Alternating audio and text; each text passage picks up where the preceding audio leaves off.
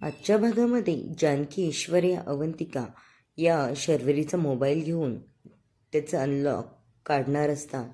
त्यामुळे त्या शर्वरी आणि राहुलला दुधामध्ये पावडर मिक्स करून देतात, म्हणजे ते बेशुद्ध होतील. आणि रात्री सगळे झोपल्याच्या नंतर आपापल्या रूममध्ये गेलेले असतात. आणि इकडे जानकी आणि ऐश्वर्या जागी असतात. त्या त्या पिनने त्या शर्वरीच्या दाराचं लॉक उघडत असतात आणि लगेच एक पिन मारल्यानंतर लॉक उघडतं. आता अवंतिका खूप खुश. ऐश्वर्या आणि जानकी रूममध्ये जातात तेव्हा राहुल आणि शर्वरी गाढ झोपेत असतात. आता जानकी ते लॉक उघडण्यासाठी तिच्या चेहऱ्यासमोर मोबाईल पकडते. लगेच ऐश्वर्या म्हणते, अगं जानकी, असा कसा लॉक उघडेल? तिचे डोळे तर ओपन करावे लागतील ना फेस लॉकसाठी. आता ऐश्वर्या मोबाईल पकडते आणि जानकी तिचे डोळे उघडते आणि लगेच लॉक उघडतं. आता लॉक उघडल्यावर त्यांना बाहेर पडायचं असतं, पण राहुलला खूप ठसका लागलेला असतो आणि तो उठतो. पण त्याचं काही यांच्याकडे लक्ष जात नाही. ऐश्वर्या आणि जानकी लगेच कॉटच्या खाली झोपतात आणि याला काही ते दिसत नाही. परत ते गुंगीचं औषध असल्यामुळे त्याला परत झोप येते. लगेच जानकी आणि ऐश्वर्या परत उठतात आणि परत ते लॉक ओपन करतात आणि लगेच बाहेर जातात. इकडे लॉक उघडल्यामुळे या खूप खुश असतात. अवंतिका बाहेर त्यांच्यावर नजर ठेवत असते. आता बाहेर आल्याच्या नंतर ऐश्वर्या म्हणते, अगं मला लॉक तर चेंज करू दे, प्रत्येक वेळी थोडी ना आपण शर्वरीचे डोळे उघडणार आहोत, त्यासाठी पासवर्ड चेंज करते. आता जानकी म्हणते, ऐश्वर्या खूप हुशार आहे ग तू. आणि आता ते म्हणत असतात, शर्वरी खूप हुशार आहे, पण आपण तिच्या पुढचे निघालोत हे तिला उद्या कळेल. नंतर ते जानकी आणि ऐश्वर्या म्हणतात, अवंतिका, कालपासून तुझी खूप दगदग झाली आहे, तू आता आराम कर बरं. एकतर तू प्रेग्नेंट आहेस, त्यामुळे या तिला आराम करायला पाठवतात आणि मोबाईल चार्ज करायला किचनमध्ये येतात. तेव्हा नानांना विक्रमने केलेले मॅसेज जानकी वाचायला लागते. लगेच एक मॅसेज वाचल्यानंतर, नाना तुम्ही बँगलोरला या, शर्वरी हाताबाहेर गेली आहे, तिने मला फसवलं. माझा मित्र राहुल, त्याच्यासोबत तिचा अफेअर सुरू आहे आणि आता मला तिला थांबवणं खूप अवघड झालं आहे. तिने खूप मोठं लोन घेतलं आहे माझ्या नावावर आणि आता ती मला अडकवण्याचा प्रयत्न करते आणि तुमच्याकडून पैसे मागते. मग तुम्ही काही पैसे देऊ नका, मी सगळं हँडल करेल, फक्त तुम्ही बँगलोरला या आणि तिची वागणूक बघा. आता जानकी आणि ऐश्वर्या खूप विचार करत असतात की एवढ्या दुष्ट आहेत. लगेच जानकीला त्या दिवशी बघितलेलं विक्रमचं बसचं तिकीट दिसतं आणि त्याची डेट आणि यावर टाकलेली डेट सेमच आहे की 17 तारखेला राहुल विक्रम इथे येणार, मुळशी गावात येणार होता. आता जानकीला खरा विश्वास पडतो की खरंच शर्वरी वंश गुन्हेगार असून आपण तिला जेलमधून बाहेर आणलं आणि खऱ्या गुन्हेगाराला शिक्षाही झालीच पाहिजे. पण आता तिला परत जेलमध्ये टाकणं हे खूप रिक्सी आहे. पहिलेच आपण आपल्या पायावर धोंडा मारून घेतलाय. खरे महामूर्ख तर आपण आहोत ऐश्वर्या. आपण शर्वरीला पाठीमागे घालून तिच्यावर विश्वास ठेवला. हे सगळं जर आपल्याला आधीच कळालं असतं तर आपण असं वागलोच नसतो. जानकी परत दुसरा मेसेज वाचायला लागते. त्यामध्ये असं तुम्ही दाखवू नका की तिला कळलंय, पण काहीच झालं नाही असं दाखवा आणि इकडे या, असं त्यांनी नानांना मेसेज केलेला असतो. पैशाची काळजी तुम्ही करू नका, पैशाचं सगळं मॅनेजमेंट मी करतो, पण माझ्या जीवाला धोका आहे असं मला सारखं वाटतंय. आणि ऐश्वर्या म्हणत असते, जानकी बघ ना, विक्रम किती चांगला मुलगा होता ग, पण या शर्वरीला या राहुलमध्ये काय दिसलं आणि तिने विक्रमचा जीव घेतला. नंतर जानकी म्हणत असते, हो ना, बघ ना, असं करून यांनी नानांना पण यांनीच मारलेलं असावं. आता ते पुढचे मॅसेज बघायलाच लागतात. तर तिथे लाईट गेलेली असते, पण त्या दोघी तिथेच विचार करत बसतात आणि म्हणत असतात, आता नाही, आता थांबून चालणार नाही. आता काहीही झालं तरी शर्वरी वंशांचा खरा चेहरा सगळ्यांसमोर आणायचा आहे आणि हे सगळं आपणच करू शकतो. ऐश्वर्या पण म्हणते, हो, आता मी तर तुला पहिलेच सांगत होते ग जानकी, शर्वरीवर माझा आधीपासूनच संशय होता. हे जर तू आधीच माझं ऐकलं असतं ना, आज ही वेळच आली नसती, पण तू माझं ऐकत नव्हती ना, त्यामुळे हे सगळं घडलंय. आता जानकी म्हणते, हो, ती तर माझी खूप मोठी चूक झाली ऐश्वर्या. तेव्हा तू म्हणत होती तेव्हाच मी या सगळ्यांकडे जर लक्ष दिलं असतं तर आज शर्वरी वंश जेलमध्ये असत्या. आता ते जेलमधून सुटून येऊन आपल्यावर पाळत ठेवतायत, आपल्या वरती जायला बघतायत. पण मी असं नाही होऊ देणार ऐश्वर्या. आता आजपर्यंत त्यांनी खूप खेळलं आपल्यासोबत, पण आता नाही. आता आपण त्यांच्या विरोधात जाऊन सगळं काही करायचं आहे. आता सकाळ झाल्याच्या नंतर ती सगळं आवरून इकडे रूममध्ये प्रेस करत असते कपड्यांची. तिथे ऋषिकेश येतो आणि त्याला कळतं की जानकी एवढा विचार का करते. काहीतरी गहन टेन्शन असल्याशिवाय ती अशी विचारात पडत नाही. इस्त्रीचं बटन सुरू नसताना सुद्धा ती प्रेस फक्त फिरवत आहे. यामागे काहीतरी तिच्या मनात खूप मोठं चाललंय. आता ऋषिकेश म्हणतोस, तू जानकी काय झालंय ग?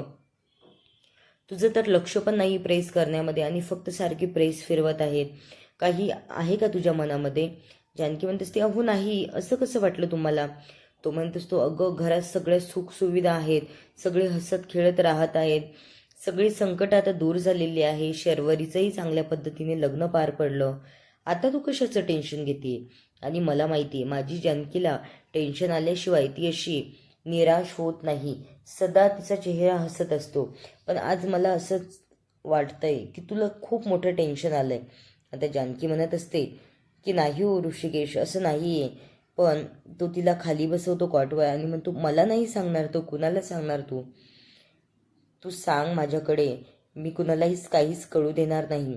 आता जानकी म्हणत असते, अहो माझ्या मनात ना खूप दिवसापासून हे सारखं खेळतंय. मी विक्रम भाऊजी इंडियामध्ये येणार होते आणि त्यांनी पुणेचं तिकीट काढलं होतं. ते तिकीट मी बघितलं तेव्हापासून मला शर्वरी वंशावर संशय आहे. तो म्हणतोस तो, असं नाही ग, शर्वरी अशी नाहीच. शर्वरी असं करूच शकणार नाही, कारण ती सरळ सरळ तोंडावर बोलून मोकळी होते. ती पाठीमागून खंजीर खुपसणारी मुलगी नाही ग. ती म्हणतेस ते, अहो पण हे सगळं खरं आहे. ती सगळ्या गोष्टी ऋषिकेशला सांगते. इकडे ऐश्वर्याने पण फोन चार्जिंगला लावलेला असतो तेव्हा सारंग तिथे येतो आणि ऐश्वर्या निघून जाते तेव्हा तो बघतो फोन आणि म्हणतो, हा मोबाईल कुणाचा? ऐश्वर्या म्हणते, माझाच असं समजा. तेव्हा सारंग म्हणतो, तुमचा मोबाईल हा असूच शकत नाही, तुमचा मोबाईल मी चांगल्या पद्धतीने ओळखतो. ऐश्वर्या म्हणत असते, अहो पण हा माझाच मोबाईल आहे असं समजा आणि सोडून द्या. सारंग म्हणत असते, एवढं काय चाललंय तुमच्या मनामध्ये? मला सुद्धा सांगत नाही आहात तुम्ही, आणि बघू द्या बरं मला फोन. तो फोन हातामध्ये घेतो तर त्यावर विक्रमच्या आईचा वॉलपेपर असतो. त्यांचा फोटो बघताच सारंगला एवढी मोठी संशय येतो आणि तो म्हणतो, तुम्ही म्हणताय हा फोन तर माझा आहे, मग इथे विक्रमदाजींच्या आईचा फोटो कसा? हे काय चाललंय तुमच्या मनामध्ये? आणि ती निघून जाते तेव्हा हा मनातच बोलतो की या का सांगत नसेल मला, असं काय सुरू आहे यांच्यामध्ये. इकडे ऋषिकेशला पण खूप आश्चर्याचा धक्का बसतो. तो म्हणत असतो, जानकी हे सगळं जर खरं असेल तर हे खूप भयानक आहे आणि आपल्याला सगळ्यांसमोर आणावंच लागेल. जानकी म्हणत असते, अहो मी त्यांना जेलमधून बाहेर काढून खूप मोठी चूक केली असं मला आता वाटतंय. जेव्हा मी ते तिकीट बघितलं तेव्हापासून माझ्या मनातला संशय वाढत गेला.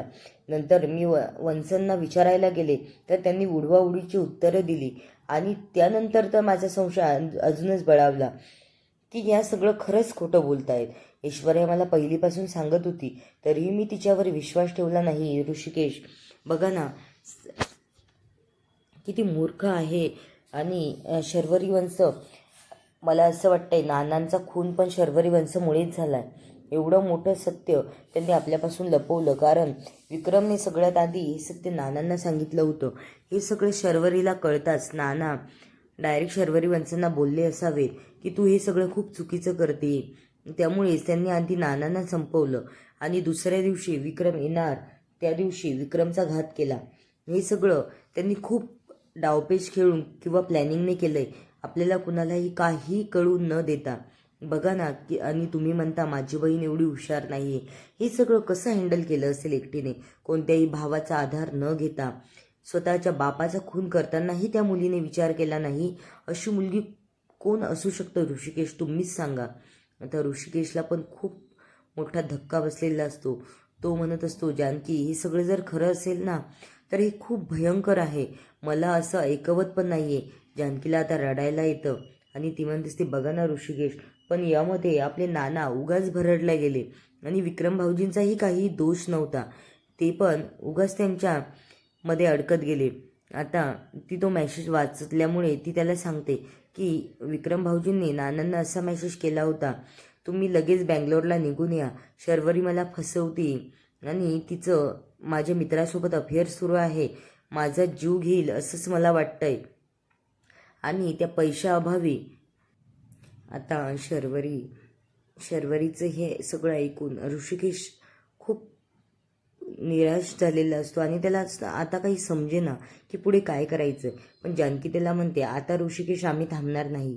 उद्या उठल्याच्या नंतर मी डायरेक्ट, कधी कधी असं वाटायचं की डायरेक्ट जाऊन शर्वरी वंशांना विचारावं, पण ते उत्तर देणार नाही. पण आता आमच्याकडे पुरावा आहे, आता त्यांना उत्तर द्यावीच लागतील. आता इथेच हा भाग संपला. नंतर पुढील भागामध्ये आता सगळेजण बाहेर हॉलमध्ये जमतात. तेव्हा शर्वरीला जानकी डायरेक्ट म्हणत असते, तुम्ही जे कोर्टामध्ये सांगितलं हे सगळं खोटं होतं, हा बघा खरा पुरावा. आता सुमित्रा हे सगळेजण जानकीला म्हणत असतात, तुम्ही असं कसा आरोप करू शकता शर्वरीवर, आणि हे सगळं खूप चुकीचं आहे. आता हा मोबाईल शर्वरी धावत जाऊन घ्यायला लागते. तेव्हा जानकी लगेच हात मागे सारते आणि म्हणते, आता तुम्ही काहीच करू शकणार नाही वंश.